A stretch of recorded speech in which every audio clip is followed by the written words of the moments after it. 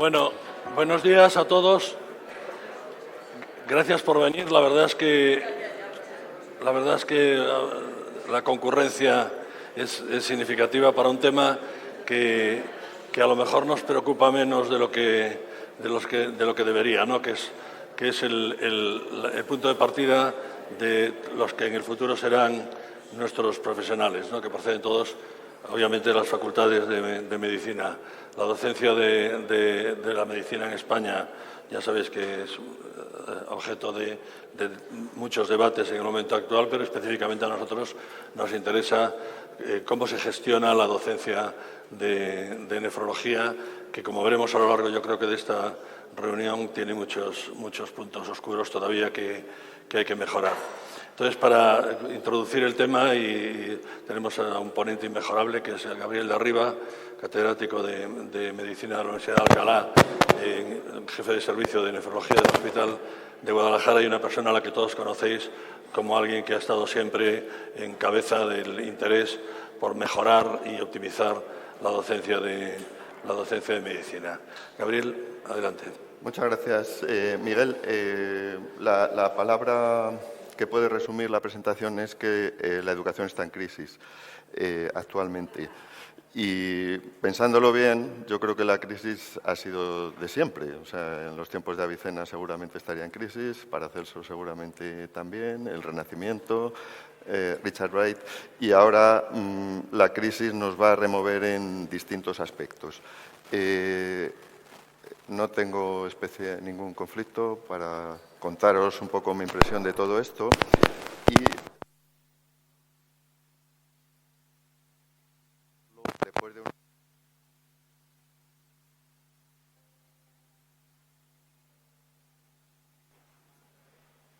Entonces, ¿qué hago ahora? ¿Hablo desde aquí? Ah, vaya.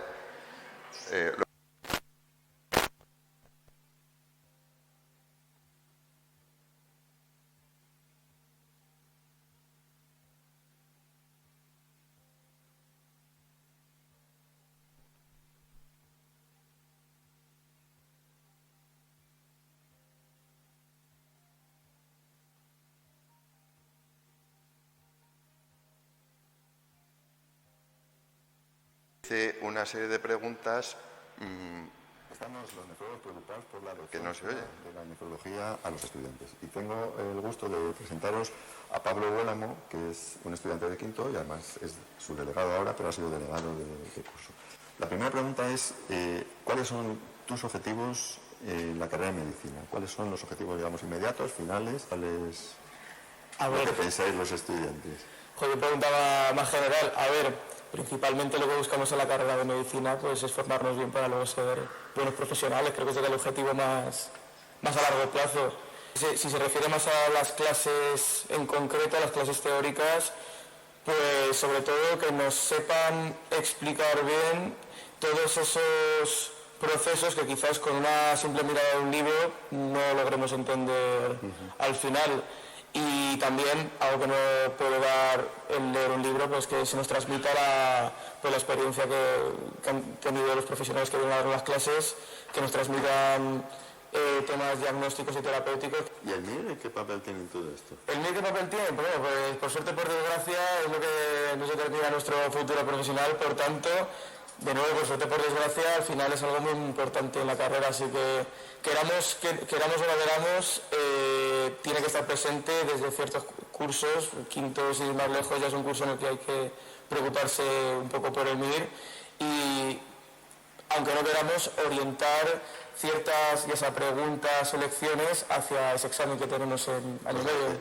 Y finalmente, ¿crees que sería útil que los nefrólogos hiciéramos una especie de libro que no sea un manual, que sea algo más complejo, para que la nefrología, que es una asignatura compleja, sea más fácil y que la aprenda todo el mundo en toda España igual? Al fin y al cabo, sin ir más lejos, los estudiantes de medicina muchas veces, como no logramos entender todos los conceptos que se nos dan en una clase teórica, recurrimos a guías de aprendizaje que son, en este caso, los manuales MIR.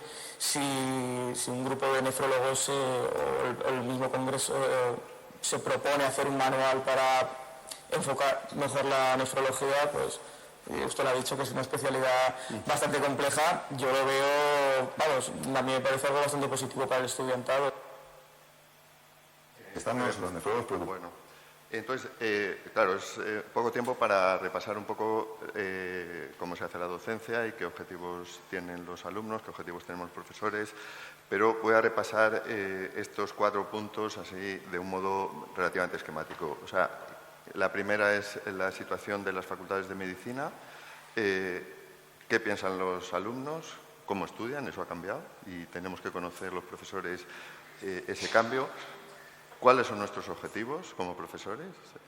Si queremos formar médicos, si queremos que aprueben el MIR, si queremos construir el médico del futuro, cómo lo debemos de construir. Y, finalmente, qué puede hacer la SEM para mejorar todo esto, ¿no? Esto lo he sacado de una conferencia de decanos de octubre del año pasado, que me lo ha pasado el nuevo presidente, Antonio Compán, que está en Alicante. Y, como veis,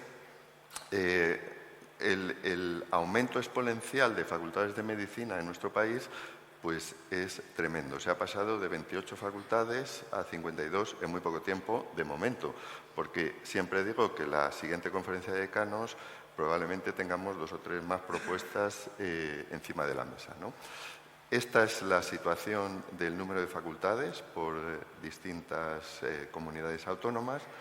Y en ese momento, en octubre del año pasado, había 55 facultades. Somos el país que más facultades tiene, tanto en valor en número absoluto como corregidas a población general o a número de estudiantes. Como veis aquí, se ha aumentado casi un 100% en este periodo de 17 años el número de facultades. Y no solo eso, sino que hay proyectos muy avanzados de creación de nuevas facultades. Algunos inminentes, otros tardarán un poco más, pero sabéis que como este tema depende de las comunidades autónomas, pues las comunidades autónomas tienen la potestad de aceptar o no aceptar una facultad. Y esta es una realidad con la que tendremos que contar, ¿no? Como veis, hay 13 nuevos proyectos, o había en octubre, de 4 facultades de medicina públicas y 9 privadas en todo el país. Aquí tenéis un poco la distribución, ¿no? ¿Cuáles son los objetivos de un estudiante desde mi punto de vista y después de hablar con ellos?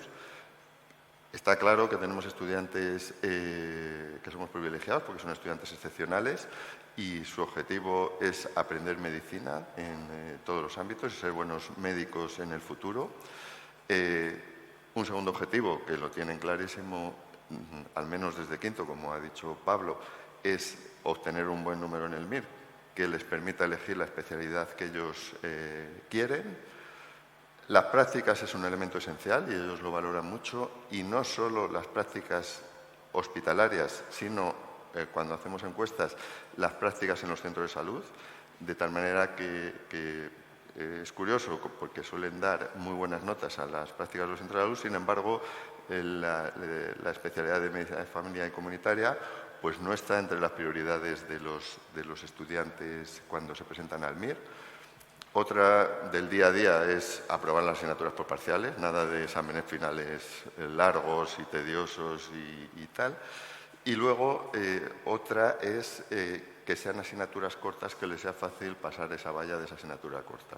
Y eso también es importante porque cuando uno mira las guías docentes y los programas de cada facultad, pues ve uno la enorme disparidad y ve la política que tiene esa facultad concreta de hacer asignaturas más cortitas, y en ese contexto la nefrología puede estar en una asignatura pequeña o con urología o en otra mucho más grande, y claro, eso hace que a veces los estudiantes vean a la nefrología de una manera o de otra.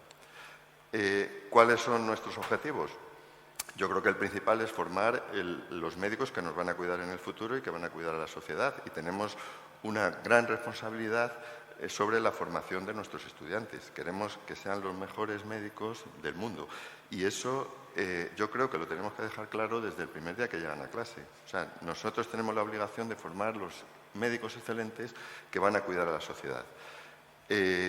Nos apasiona en general a todos enseñar la materia. La nefrología sabemos que no es fácil, que la nefrona da muchas vueltas y las enfermedades de riñón no son fáciles de explicar. Otro objetivo es que lo pasamos bien, dando clases o atendiendo a los alumnos en las prácticas.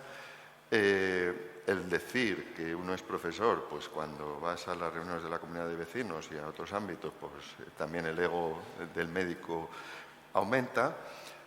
Mejorar nuestro currículum vitae añadiendo el hecho de ser profesor y un tema que es muy importante y que será cada vez más importante en el futuro, teniendo en cuenta el número de facultades que va a haber, es una prioridad que tendría que tener la nefrología y es potenciar la acreditación de los profesores como profesores titulares, profesor permanente laboral, profesor contrato de doctor, es decir, estas figuras que se están creando y que pueden ayudar a que un clínico digamos que hace práctica clínica enseñe lo que está haciendo todos los días a los alumnos, ¿no? ¿Qué métodos estamos usando? Pues hasta ahora yo no veo que haya grandes innovaciones en la docencia. Quizá las facultades de medicina nuevas tengan una gran ventaja y es el hecho de diseñar nuevas formas de docencia. Y hablo de aprendizaje basado en problemas, de la clase invertida, flip learning, métodos audiovisuales, vídeos, etcétera, etcétera. Y luego, pues hay métodos que siendo clásicos, pues unas facultades los están usando y otras no. Por ejemplo, seminarios con casos clínicos cerrados, que eso son muy interesantes. Y bueno, ya veremos que los métodos docentes están en crisis, pero esa crisis probablemente nos lleve a una situación muchísimo mejor en el futuro. ¿Cómo evaluamos? Pues la generalidad, y eso yo lo he analizado, es que se hagan exámenes tipo test en todo el país y en todas las asignaturas. ¿Por qué? Pues porque es muy cómodo corregir, porque decimos que les preparamos para el MER y que ya les vamos enseñando a contestar a preguntas en general con casos clínicos mediante exámenes tipo test. Es menos frecuente los exámenes de preguntas cortas porque son muchos alumnos, son tediosos de corregir y luego los alumnos vienen a protestar por que la pregunta yo la he puesto bien, pero no sé, no he contestado a todo, pero necesito sacar el 5 para aprobar. El examen oral casi no se hace porque lleva mucho tiempo y luego hay una serie de posibilidades que se han usado o hemos usado alguna vez, pero que también llevan mucho tiempo y a veces la evaluación no es fácil. Y os comento esta prueba que es el Minices, que es una prueba relativamente sencilla de hacer, que se tarda media hora más o menos, y que sí da una idea de cómo un estudiante se comporta frente a un enfermo, cómo hace el diagnóstico diferencial y en la práctica cómo se pueden evaluar las prácticas. Hay muchas otras formas, pero ya digo que las clásicas y las que estamos utilizando en casi todas las facultades son esas, ¿no? Creo que hay otro problema y es cómo evaluamos las prácticas. Asumimos que por el hecho de que un estudiante venga todos los días, cumpla el horario y esté atento y nos haga de vez en cuando alguna pregunta, el estudiante ese ha aprobado las prácticas y yo creo que no debe ser así. Creo que debemos establecer unos objetivos en la rotación, tenemos algunos modelos que podemos difundir a todo el mundo, es decir, si un estudiante de tercero viene a nefrología, pues tendrá que saber hacer una historia clínica y una exploración física, por ejemplo, pero si viene uno de quinto, de cuarto, de sexto, pues tendrá que conocer cómo se hace un balance de líquidos o cómo hacer un pequeño diagnóstico diferencial o cómo encarar un fracaso renal agudo en un paciente, ¿no? Otro problema que suele haber y que yo he visto en mi facultad es que a veces los alumnos vienen y es todo el servicio el que le da docencia. Creo que es muy importante que tuviesen asignado un tutor de referencia que resuelva sus dudas o que le ayude en ese aprendizaje progresivo. Y finalmente, uno de los principales problemas que yo he encontrado en mi facultad es quién evalúa a ese estudiante que ha rotado por un servicio de nefro que tiene muchas personas y que a lo mejor ha estado cada día con una o que ha estado preferentemente con un compañero que por lo que sea no es profesor.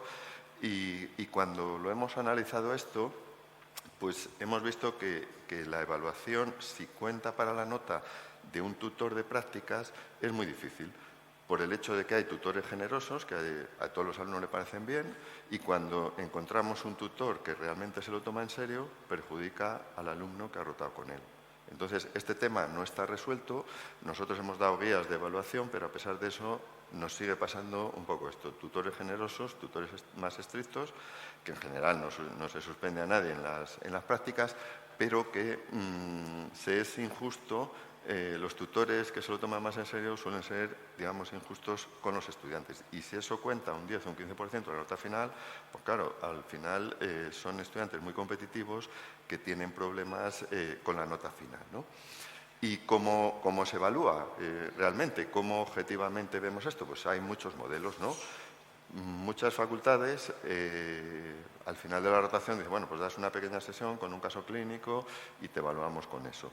Otras estamos usando un sistema de portafolio, es decir, un documento en el que recoge las actividades que han hecho los chicos, y en esto os diré que nosotros hemos tendido a la simplicidad.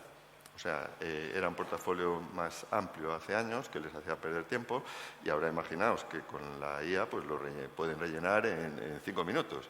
Entonces, lo que hemos cambiado es que el portafolio se base, por ejemplo, en quinto, en que escriban un caso clínico de un paciente que vean como para que sea publicado en una revista. De tal manera que aprenden no solo a redactar un caso clínico, sino a hacer, y ya les introducimos en la historia de la investigación y la publicación de un caso. En otras facultades hacen un examen oral, pero, insisto, los exámenes orales, cuando hay muchos alumnos, pues no son fáciles de hacer en la práctica. La siguiente cosa que quería sacar aquí es el papel que tienen las academias. Sabéis que los estudiantes, desde cuarto más o menos o desde quinto, ya las academias les presionan para que se matriculen, porque claro, si se matriculan ya tienen asegurado la matrícula, el dinero que cuesta la matrícula, y ya tienen para hacer los grupos y todo esto, ¿no? Entonces, hay dos actitudes. Hay facultades que dicen, yo no quiero saber nada de las academias porque son entidades privadas y es como están aparte de la facultad, o se puede establecer mecanismos de colaboración. Mi actitud con esto no ha sido fácil, pero os diré que yo he intentado colaborar un poco sin introducirme mucho en el tema de las academias. ¿Por qué? Porque ellos tienen muchos datos. Por ejemplo, esta diapositiva refleja el análisis que han hecho una de las academias de qué tipo de preguntas se presentan en el MIR. Esto es de hace 2 años, ¿no? Y nos lo contaron. Entonces dices, vamos a ver, si la mayoría de las preguntas son de medicina interna y cirugía y de dermatología solo ponen un 2% de preguntas, tú le puedes decir a los profesores de la facultad, oye, la situación es esta. Yo no sé si interesa potenciar determinadas asignaturas o determinados test en las asignaturas que, digamos, tienen más carga en el examen. E incluso, veis aquí que de las preguntas que ponen en el MIR, ellos tienen los datos que probablemente si uno se pone a trabajar también los conseguiría, pero bueno, nos lo dieron en este caso. Entonces veis aquí que en nefro y urología tienen 8 preguntas en el MIR. De tal manera que dices, bueno, ¿qué impacto tiene lo que yo enseño a lo largo de esos años que están conmigo en las prácticas, en la teoría y tal, para luego 8 preguntas? Pero claro, cuando uno lo analiza y ve que 2 preguntas o una pregunta en el MIR son 400 o 500 puestos, pues a lo mejor es relevante orientar la docencia para conseguir médicos excelentes, pero de paso hacer los exámenes con casos clínicos, que es como está tendiendo el examen MIR, a hacer exámenes con casos clínicos y ya que hacemos test, que no sea dime las causas de fracaso renal agudo, sino no, viene un paciente con la creatinina alta, que el sodio en orina es tal y que la excreción fraccional es cual y todo eso, ¿no? Entonces, quizá a lo mejor estos mecanismos de colaboración nos puedan ayudar en que los alumnos puedan mejorar un poco sus resultados en el MIR, porque para ellos también es importante. Sin embargo, los intereses no son los mismos. O sea, las academias están interesadas que sus alumnos saquen entre los 100 primeros un número de alumnos, y nosotros estamos interesados en hacer buenos médicos y excelentes médicos. Creo que cuando se analiza esto hay una cierta correlación entre, digamos, los buenos resultados en el MIR y el ser buen médico después, pero bueno, no son convergentes los intereses de las dos partes, ¿no? Y finalmente, y muy brevemente, quiero establecer también mi opinión sobre qué papel va a tener la inteligencia artificial en el futuro y la docencia. Yo no sé si se ha comentado aquí, pero la inteligencia artificial ahora la controlan mucho mejor los adolescentes y los alumnos que nosotros. Y eso en la historia no suele pasar. O sea, el profesor suele tener un nivel mucho mayor que los alumnos, pero en este caso nos están sobrepasando. Realmente es mi sensación con este tema, ¿no? Entonces, uno puede considerar que la inteligencia artificial es aliada o que es una enemiga en el contexto de la educación médica. Puede ser aliada porque los estudiantes la van a utilizar, queramos o no, la van a utilizar, la estamos utilizando ya nosotros, la van a utilizar si le mandáis trabajos, la van a utilizar si tienen que hacer un proyecto y eso es así porque es muy práctica y le resume mucho el trabajo. Permite resumir información para profesores y alumnos. Para los profesores será muy útil y cuando las herramientas vayan mejorando, que ya son fantásticas, pues nos va a ayudar en las preguntas de evaluación, en diseñar casos clínicos con IA, en hacer vídeos, materiales docentes, etcétera, etcétera. Pero insisto, yo soy el primero que me siento inseguro todavía con estas herramientas. Permite realizar evaluaciones en los contextos que os he contado antes y puede mejorar nuestra manera de enseñar también. Entonces, yo lo veo como una aliada. Y en ese contexto, pues, están saliendo artículos que no solo se aplican estrictamente a la docencia, sino, por ejemplo, los valores humanos, la empatía, etcétera, etcétera. Cosas que también tenemos que enseñar a los estudiantes en nuestras facultades y en las prácticas, ¿no? ¿Por qué sería enemiga? Pues por estas tres razones. Dificulta el razonamiento a veces de las personas que la utilizan y evitan que tengan capacidad crítica. Empeora la capacidad de redacción del alumno, eso lo llevamos viendo durante años, que cuando un residente llega a las historias clínicas y la redacción no era lo de hace años, parezco un abuelo, pero yo creo que la realidad es así. Y tengo dudas de que empeore el pensamiento crítico, quizá ayude al pensamiento crítico de nuestros alumnos, ¿no?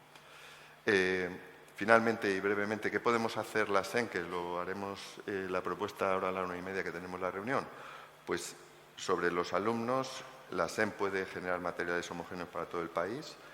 Podemos ayudaros a establecer objetivos docentes, guías clínicas de la asignatura, liderar el cambio en la docencia, cambio de paradigmas, y vamos a utilizar más la inteligencia artificial, mejorar los métodos de evaluación, casos clínicos, preguntas cortas, etcétera, etcétera. Y para los profesores, pues todo esto que tenéis aquí y acabo. Intercambiar experiencias, que eso suele ser muy útil. Y una cosa muy importante que la sociedad se tiene que plantear es aumentar profesores acreditados, porque con tanta facultad y tal, la nefrología tiene que ser una asignatura importante. Muchas gracias a todos por vuestra atención.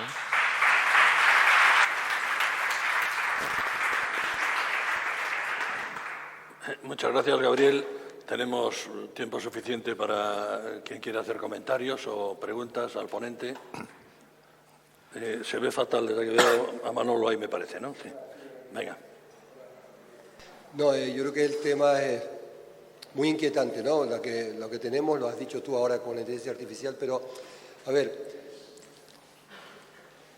un poco la idea que veo es que en nuestra facultad, primero, que hay pocas horas para la nefrología.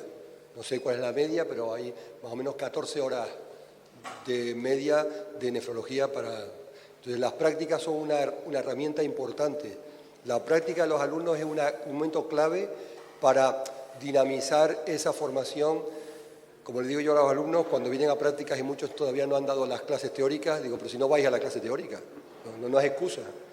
Y entonces la práctica, insisto, es exigente, pero no sé si lo saben, han reducido el horario de práctica.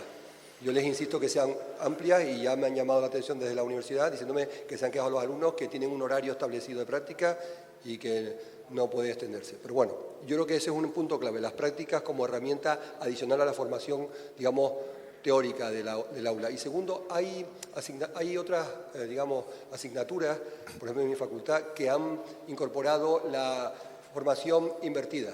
Esto es, que dan un vídeo, le dan unos vídeos a los alumnos, que el alumno está obligado a verlos y tiene una fase de tal manera que el vídeo tienes que cumplimentar unas preguntas en diferentes periodos, lo que obliga a que lo vean y a partir de ahí en clase se dedican a discutir casos clínicos.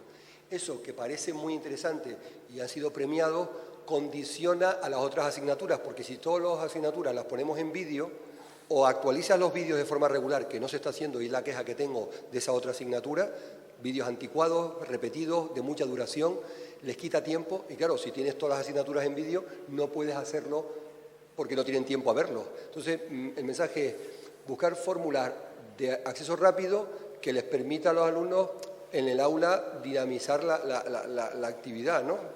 No sé, pero insisto que es muy complicado, pero no nos queda remedio otro que ir a las modalidades de inteligencia artificial, los recursos que ellos puedan rápidamente usar y con ello la clase sea más activa, no más dinámica. Sí, yo estoy totalmente de acuerdo porque las horas han disminuido en todas las asignaturas, desde Bolonia han disminuido y nuestro papel es en las prácticas, o sea, hacer atractiva la nefrología en las prácticas, que no es fácil porque hay que demostrar mucha pasión en ese momento, ¿no? Pero ahí es nuestro punto fuerte.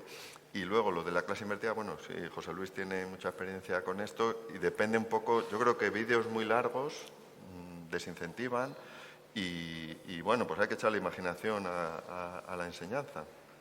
Perdona. Vale, Gabriel, la verdad es que lo has expuesto muy bien porque se nota que estás en el terreno. Has puesto todos los puntos. Entonces, el problema que veo es cómo tenemos que mantener el atractivo de los estudiantes para que vengan a las clases. Es que les hemos intentado convencer siempre que vengan a clase porque creo que tienen que aprender más en clase. Entonces, como Manolo ha comentado, yo hace unos años, hace 2 o 3 años, ya he empezado lo de las clases invertidas. Entonces, os digo la parte buena y la parte mala. La parte buena es que los alumnos van a todas las clases. Es decir, yo les hago las clases, las grabo en vídeo, 50 minutos de clase más o menos, la ven en clase y luego cuando llegan a clase le hago en 20 y pico minutos un resumen de los puntos más importantes y quieren qué es lo que voy a preguntar en el examen. Eso es lo que quieren ellos. Por un tío que quiere hacer traumatología, les suda el túbulo, pero yo quiero que tú sepas cuándo tienes que remitir al nefrólogo, o cuándo tiene que ser una hematuria, o cuándo es un síndrome nefrítico. Eso es lo que yo quiero que sepas. Entonces, luego hago preguntas, las clases las hago en clase con sistemas interactivos. En Valencia tenemos HooClub, cualquiera el que sea, y luego les hago preguntas de MIR, y les saco en los bancos. Esta pregunta fue del MIR del año 2024. Entonces, te los ves haciendo con el móvil todos, oye, pero están en clase. Entonces, la gente me aprueba el 90 y pico % y no hago exámenes fáciles. Entonces, yo creo, ¿cuál es eso? Que la gente llega, que os puedo mandar correos de la gente que dice, yo no quería nada de la nefrología, estoy encantado. ¿Cuál es el problema? Que es un trabajo terrible.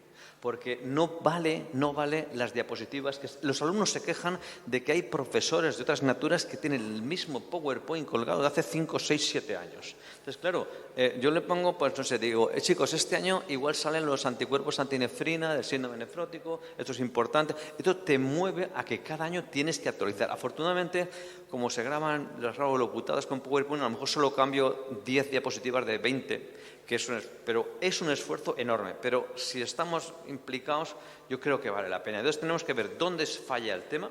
Y uno de los temas que tenemos una reunión, lo de los apuntes, porque la gente quiere apuntes, vamos, es patético unos apuntes de una academia de X, las que sean, que eso no puede ser nefrología. Y yo lo que tenemos es que vengan a clase, y os digo que vienen a todas las clases casi todos los alumnos, que les gusta hacerlo interactivo, que les hago tutoriales de esos online, y la gente pues viene a clase, que es el objetivo, no pretendemos más, pero que sepamos que si lo hacemos y estamos muy interesados, vamos a trabajar mucho más.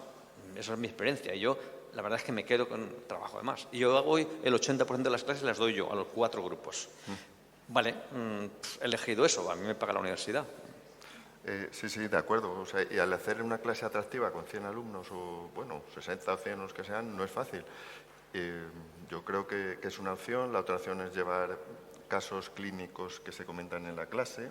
en la clase teórica, porque, a ver, los libros están ahí y que ya no estudian por libros los chicos, o sea, ahora ejemplo, estudian... yo les paso links de... La Sociedad Valenciana de Nefrología tiene una parte de casos clínicos, tal. No miran los links. Yo tengo el Brenner, que me he peleado con la universidad para que me pague el Brenner, que no lo paga el Brenner, ni un acceso... Claro. Uno, en un año. Accedo yo y les digo a mis chicos, acceder que si no tengo un número mínimo de acceso me lo quitan, es verdad. El año pasado me dijeron que como no tenía un número de acceso, quitar. Y yo por las mañanas me levanto, igual que veo las noticias, le doy al link del Vital Source y tal, os lo juro. Pero es la forma de que tenemos el Brenner para todo el mundo, ¿no? Gracias, Sí, sí. de verdad, por la enhorabuena luego, por la iniciativa. otra cosa que dicen las academias también, que eso puede valer, es que las facultades blandas, digamos las que exigen poco, son peores. O sea, que tenemos que ser exigentes. Exigentes en el sentido de nosotros hacer un esfuerzo grande, pero nada de poner exámenes fáciles, nada de oye, que si tienes un 4,8, ya sabes que está suspenso. Ese tipo de cosas, porque, digamos, tienen que acostumbrarse, yo a lo mejor eso soy un poco tajante, ¿no? A decir, oye, vas a ser médico, tienes que ser honrado y tienes que ser exigente contigo mismo. Y a mí no me puedes venir a protestar porque has sacado un 4,5, porque yo qué sé, que te duele la cabeza, ya tú, yo qué sé. Y eso también está cambiando, con las nuevas... Un segundo, ahora os doy la palabra. Quería preguntaros, y esto que comentas tú, Gabriel, aumentar los alumnos ven la nefrología como una especialidad muy compleja. Y eso les disuade mucho de elegirla en el MIR. Entonces, ¿cómo encaja esto con ser exigentes y ampliar la materia? Esto no puede ser... Nuestra misión es hacerla fácil. ¿Cómo se conjuga esto? Yo creo que primero nos tienen que ver a nosotros que disfrutamos con la especialidad y luego las cosas buenas de la especialidad, o sea, y es que tenemos muchas. O sea, está el intervencionismo.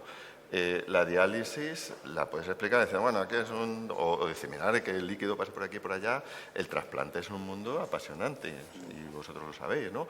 Entonces, primero que nos vean a nosotros entusiasmados y luego tratar de desgranarles lo difícil en las prácticas. Muy bien, vamos por orden ahí atrás. Yo soy profesor titular de la Facultad de Medicina de la Universidad CES en Medellín, Colombia. Pienso que una de las amenazas en la educación médica en forma integral es la no aplicación correcta, primero de la inteligencia artificial y de las guías de práctica clínica. ¿Qué estamos formando? Una cantidad de subespecialistas, muchas veces sin la experiencia y el conocimiento adecuado. Entonces, al final de la medicina positivista hay un ser humano que si nosotros no tenemos unas bases y una formación integral desde el punto de vista humanístico como técnico, la gente está estudiando para ganar unos exámenes y acceder a un cupo en una subespecialidad. Yo creo que ejercer medicina hoy en día sin la inteligencia artificial va a ser una grave consecuencia ética, pero ejercerla sin unas buenas bases va a llevar a una destrucción muchas veces de ese ser humano que lo miramos en una forma muy fría. Entonces hay que volver a acompañar la ciencia con humanismo, porque ciencia sin humanismo es indiscutiblemente salvajismo. Totalmente de acuerdo, vamos, ningún comentario. Vale. Sobre inteligencia artificial, para no andar saltando de tema, ¿alguien quiere hacer algún comentario de los...? Pues entonces atrás otra vez, que estás tú primero. Hola, soy José María Galcerán, soy profesor responsable de nefrología en la Universidad Internacional de Cataluña. Completamente de acuerdo, las clases magistrales y los métodos del caso tradicionales tienden a desaparecer, están sustituidos por lo que decía José Luis, las clases invertidas, métodos en los que los alumnos participen mucho más y de esta manera se les fuerce a venir a clase. Pero mi pregunta, José Luis, ¿cuántos alumnos tienes tú en clase en estos formatos? Porque esto no lo puedes hacer con 100 personas delante, ni con 50. Pues me cuesta, sí, pero me cuesta ver de qué manera el alumno participa con formatos de tantos alumnos. Sí, yo no largaría mucho por no chafar a los siguientes. Y yo me paseo por la clase, son formatos interactivos, y yo me voy paseando por la clase y me siento al lado de cada uno. Y le cojo a uno y le pregunto, y le digo, tú eres la aldosterona y vas a empujar aquí, sube al escenario. Y le hago empujar como la aldosterona. Se acuerdan. Es que es mi experiencia, yo me he equivocado muchas veces y creo que es un poco la línea. Yo no tengo clases de 10, 20, tengo clases de 70 y más del 80%... Claro, es que si no conseguimos hacerlo con grupos grandes, se nos va a ir la vida yo lo veo muy horas. difícil, por eso estamos aquí. Yo veo que es una tarea dificilísima. Pues pero ya me explicas. a mí os lo cuento porque no me ha salido mal del todo. Un esfuerzo terrible, ¿eh? Terrible. Claro. Y luego hago evaluaciones continuadas para subir nota, que es lo que quieren ellos.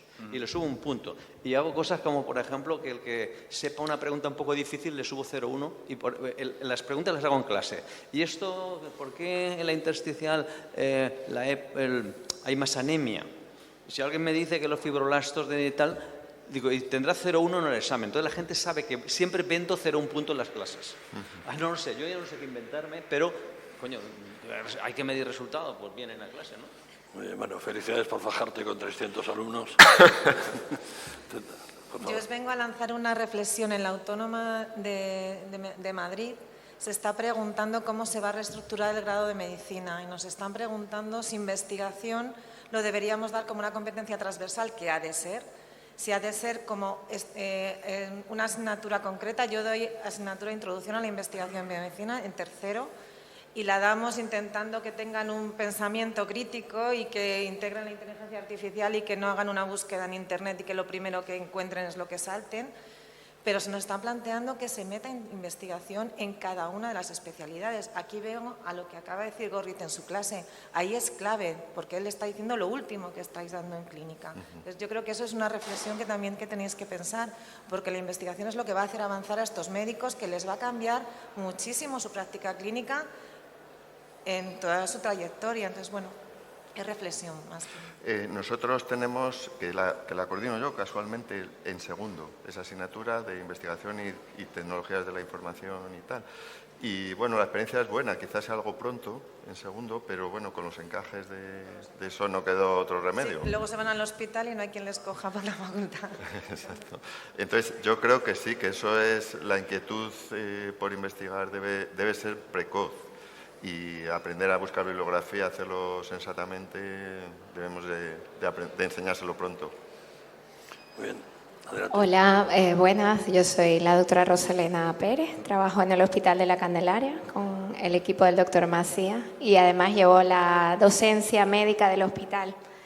Y quería hacer un comentario, me ha encantado que haya esta charla dentro del Congreso porque creo que es fundamental hablar del tema docente. Creo que las facultades de medicina deben hacerse más competitivas porque está surgiendo la medicina privada, que está también siendo muy puntera en cuanto a tecnología y en cuanto a recursos para formar a los estudiantes, incluso en cuanto a metodología. Me gustó mucho también lo que dijo José Luis Gorrit, que está incorporando temas didácticos, hacerlo más práctico, más relacionado con la clínica, porque eso le da mayor atractivo. Y algo que me parece fundamental, y porque lo veo ahora ya en la etapa MIR, es hacer una orientación durante la carrera, porque las competencias que necesitas para ser traumatólogo son totalmente distintas a las que necesitas para ser nefrólogo. Para hacer un trabajo con paciente crónico hay que desarrollar, como bien decía el compañero de Medellín, las habilidades blandas, las soft skills, y las habilidades duras, que son los conocimientos científicos, porque llevar un paciente crónico implica también tener una serie de recursos en cuanto a comunicación, en cuanto a liderazgo, gestión del tiempo, gestión de recursos, que a lo mejor en otras especialidades es otra cosa. Se rompe un hueso, lo arreglo y el paciente se va. Muchas veces no hay ese seguimiento, ¿no?, que tenemos con los pacientes crónicos. Entonces ya los estudiantes al momento de hacer las prácticas comienzan a darse cuenta de lo que les gusta o para lo que sirven, pero eso podríamos intentar hacer algún tipo de orientación para ayudarles a escoger y a decidir y a que se encajen en lo que más les... Sí, por no alargarme, nuestro trabajo es hacer médicos generales. Claro, no nefrólogos ni nada, pero bueno, si lo hacemos atractiva para luego el futuro, la nefrología, lo bueno que tiene es que se parece mucho a una medicina muy general. Y los pacientes nuestros que tienen, o sea, es que tienen el libro, si yo se lo digo a ellos también, ¿no? Entonces, la verdad es que es una suerte, pero tenemos que no tenemos que perder esa de formar médicos generales, que luego serán traumas o o anestesista. Claro, ellos primero deben ser médicos. Muchos cuando se presentan al MIR desde el minuto 0 creen que ya van a ser neurólogos. Claro. Gracias. Bueno, tenemos tiempo para una última pregunta breve, por favor, que sí, no bueno, podemos pasarnos tiempo. Yo no soy profesor, ¿no?